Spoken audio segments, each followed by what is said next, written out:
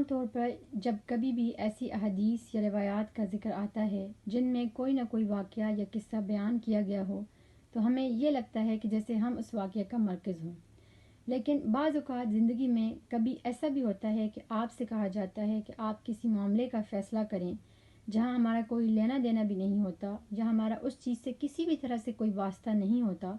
پھر بھی آپ کے سامنے کوئی ایشو رکھ دیا جاتا ہے کہ اس کے بارے میں آپ فیصلہ کریں۔ قرآن پاک میں عدل و انصاف کی ایک زبردست اور واضح آیت ہے سورۃ المائدہ میں،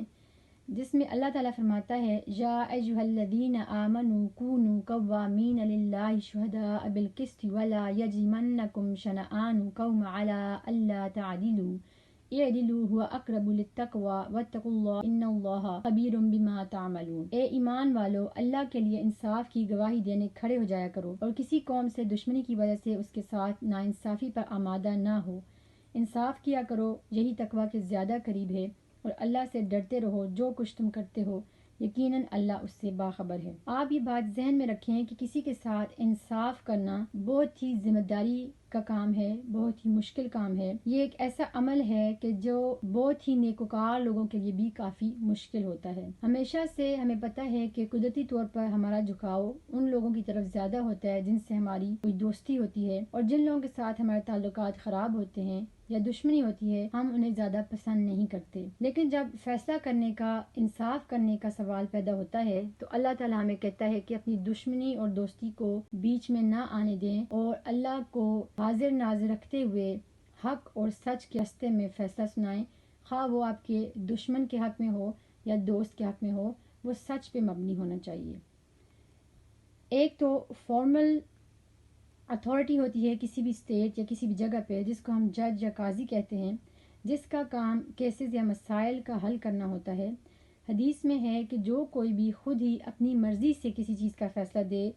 یعنی کسی نے اس کے ذمہ یہ کام نہ لگایا ہو، یہ صرف اس کی اپنی خواہش ہو، تو اس کے ساتھ اللہ کی برکات نہیں ہوں گی، کیونکہ اس نے خود ہی یہ ذمہ داری اپنے سر لے لی ہے۔ لیکن اس کے علاوہ کبھی اچانک ایسی صورتحال بھی پیدا ہو جاتی ہے زندگی میں کہ جہاں آپ کو مداخلت کرنی ہی پڑ جاتی ہے، یا آپ سے دوسرے لوگ کسی مسئلے کا حل کرنے کو کہتے ہیں۔ اس کے بارے میں بھی حضور صلی اللہ علیہ وسلم نے ارشاد فرمایا ہے کہ جب کوئی بھی شخص کسی معاملے کا فیصلہ کرنے سے صرف اس لیے کتراتا ہے کہ کہیں اس سے کوئی غلط فیصلہ نہ ہو جائے، کسی کی حق تلفی نہ ہو جائے، تو اللہ تعالیٰ اس کے لیے ایک فرشتہ بھیجتا ہے جو کہ اس شخص کی صحیح فیصلہ کرنے میں رہنمائی کرتا ہے۔ سبحان اللہ۔ اسی طرح حضرت عمر رضی اللہ تعالیٰ عنہ کا بھی ایک بہت ہی خوبصورت واقعہ ہے جو کہ بلا شبہ اپنے عدل و انصاف کے لیے اپنی مثال آپ ہیں۔ حضرت عمر رضی اللہ تعالیٰ عنہ کا عدل و انصاف صرف مسلمانوں کے لیے نہیں بلکہ غیر مسلموں کے لیے بھی برابر تھا۔ سعید بن مسیب رحمہ اللہ فرماتے ہیں کہ ایک مرتبہ حضرت عمر رضی اللہ تعالیٰ عنہ کے دور میں ایک مسلمان اور ایک یہودی کے درمیان کوئی جھگڑا ہو گیا۔ حضرت عمر رضی اللہ عنہ نے یہودی کے حق میں فیصلہ سنایا تو یہودی نے کہا کہ اے عمر، آپ نے بالکل صحیح فیصلہ سنایا ہے۔ حضرت عمر رضی اللہ تعالیٰ عنہ نے فرمایا کہ تم یہ کیسے کہہ سکتے ہو کہ میں نے صحیح فیصلہ دیا ہے؟ یہودی نے جواب دیا، جب کوئی بھی شخص سچائی کے حق میں فیصلہ سناتا ہے تو اللہ تعالیٰ اس کے دائیں اور بائیں فرشتے بھیجتا ہے جو کہ اس کا کام کرنے میں اس کی مدد کرتے ہیں۔ جو ہی وہ حق کے راستے سے ہٹ جاتا ہے تو فرشتے بھی اس کو چھوڑ دیتے ہیں۔ حضرت عمر رضی اللہ عنہ نے بھی اس بات کی گواہی دی، اور حضور صلی اللہ علیہ وسلم کی احادیث سے بھی یہ بات ثابت ہوتی ہے،